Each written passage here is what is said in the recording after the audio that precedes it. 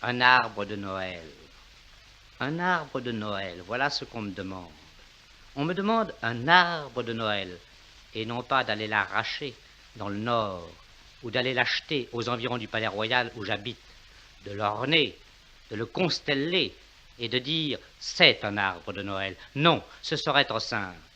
On m'a demandé un arbre de Noël pour les innombrables aveugles que nous sommes devant le poste de TSF. On m'a demandé de sortir du vide et des ténèbres, pas pour les yeux, mais pour les oreilles, ce symbole extraordinaire des galas de l'enfance, l'arbre autour duquel on rêve, l'arbre autour duquel on danse, l'arbre autour duquel on tombe malade, l'arbre de Noël. Oui, je me souviens, dans ma jeunesse, les légendes et les fêtes de famille existaient encore. Il y avait encore l'été, où l'on suce l'eau froide de son éponge, l'automne, où l'on creuse les marrondanes pour y fumer des feuilles sèches, l'hiver, ces guêtres de flanelle rouge qui piquent les jambes, ces morves, et la neige sale des cours d'école, et le printemps à date fixe, le merveilleux printemps tout court.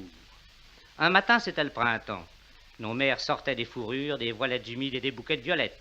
On nous échangeait les pèlerines et les pantalons longs contre les culottes courtes et les vareuses blanches de marin avec un sifflet dans la poche. Les fiacres fermés devenaient des fiacres ouverts et l'espoir remplissait les cœurs. Mais rien de ces souvenirs n'existera en face du souvenir des souvenirs de l'enfance, en face de Noël et de son arbre.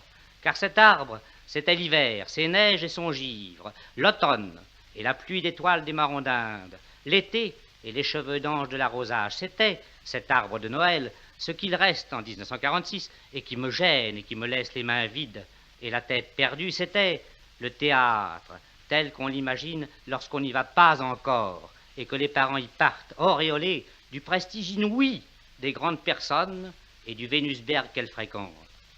Ma mère, habillée de velours rouge comme une avant-scène, m'embrassait, partait, revenait et déposait sur ma table un programme où flambaient les braises de la rampe et des girandoles. Les noms des actrices célèbres, des monstres sacrés de l'époque, me grisaient.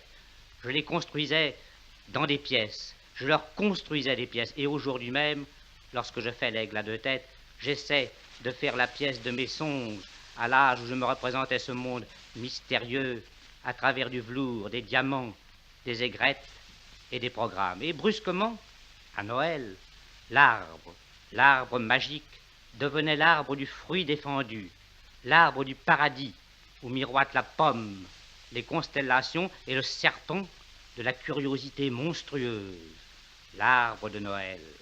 À 7 heures, c'était la fin. Les bougies penchaient, l'arbre dépouillé de ses fruits et de ses fleurs cocasses retournait à l'ombre. La fièvre du jeu mettait le feu aux joues et aux robes. Les petites filles flambaient, on les fouettait pour les éteindre. Les petits garçons salissaient les culottes blanches, les gifles pleuvaient, les scarlatines et des rougeoles couvaient sous les cendres. Et la fête s'achevait dans une étonnante farandole de larmes, de plaintes, de taloches et de catastrophes. C'était intense comme tout. Et ce soir, lorsque la radio me dit « Inventez-nous un arbre », je demeure stupide. Je ferme les yeux et je m'excuse. Aidez-moi, cherchons ensemble. Ne l'oubliez pas, la radio est infirme. On peut y laisser tomber un objet, on ne peut pas l'y ramasser. Ah, vous voyez bien que ce n'est pas commode et que sans votre aide, nous ne dresserons jamais notre arbre de Noël. Donc, nous voilà dans la grande nuit des ondes. Certes, la nuit est un catafalque solennel, une pyramide impénétrable, un arbre terrible aux branches duquel pétillent les astres. Mais ce n'est pas un arbre de Noël, un arbre exprès, un arbre dans une chambre. L'arbre de Noël ne s'enracine pas dans la terre. Quelles peuvent être ses racines? Où plongent ses racines? Cherchons ensemble. Il s'enracine, on le plante, dans le parquet et dans la mousse des tapis de haute laine. Il traverse les parquets, couleur de violoncelle. Il veut vivre, il veut puiser, Dieu sait tout, les forces étonnantes qu'il faudra dépenser en lumière et en joie. Et soudain, la vérité me crève les yeux. Les racines de l'arbre, de notre arbre, c'est le lustre de l'appartement d'en dessous, le lustre de l'appartement vide des personnes riches qui doivent Rêver Noël et le fêter à la campagne, oui, dans l'appartement vide et superbe, au milieu de la rosace Louis XVI du plafond de plâtre et d'or. L'arbre de Noël, le nôtre, celui que nous sommes en train d'imaginer, enfonce la pieuvre de cristal de ses racines. C'est dans la chambre simple, enfantine où nous sommes, qu'il pourra vivre à cause des sèves de luxe qu'il puise dans le bel appartement vide d'en dessous. Ne cherchons plus à trouver. Notre arbre ne risque pas de s'éteindre et de refermer ses larges branches comme le parapluie du désespoir. Il respire, il se gonfle, il s'exalte, il ouvre en pointe cette ombrelle chinoise qui reçoit du soleil et qui donne de l'ombre en échange. Mais ici, c'est le contraire.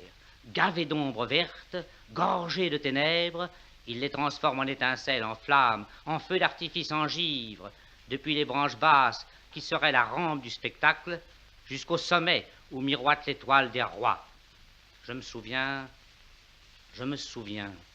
c'était en 1916. Je vivais avec nos fusiliers marins et nos zouaves le long de la mer du Nord. C'était Noël, une espèce de trêve.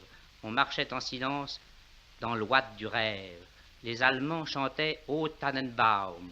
Je suivais l'aumônier qui s'appelait Annette. Autour de sa grosse canne, il avait gravé en signe sténographique les pensées de Pascal. Et les bonhommes prenaient cette canne pour une canne arabe. La bordure de la France était faite d'une prodigieuse hermine de visages attentifs. Les goumiers veillaient. Sous la lune, des fusées et de la neige et des étoiles, on eût dit des meuniers funèbres qui gardaient le moulin, les fils qui veillent leur mère malade, chacun leur tour. Le silence était fait de silence, de sacs de sable, de tristesse, de jeux de cartes. C'était le silence des boules de verre où il neige. Et lorsque nos bottes glissaient et remuaient la vase, ces hommes attentifs se détournaient comme antards morts debout, et ils posaient un doigt sur leur bouche. Il restait juste de fusillade, ce qui est nécessaire pour que le feu crépite et ne s'éteigne pas. Mais il y avait trêve. Et selon nos détours, la mer et sa rumeur se déplaçaient comme une pièce d'échec à gauche, à droite, en face, en arrière. Et de toutes les bases de ce secteur 1031, des Flandres jusqu'à l'étoile du Nord, un arbre monumental fêtait la naissance du Christ, orné d'astres et de fusées lentes. C'est à cet arbre que je pense ce soir, pendant que je dresse pour les femmes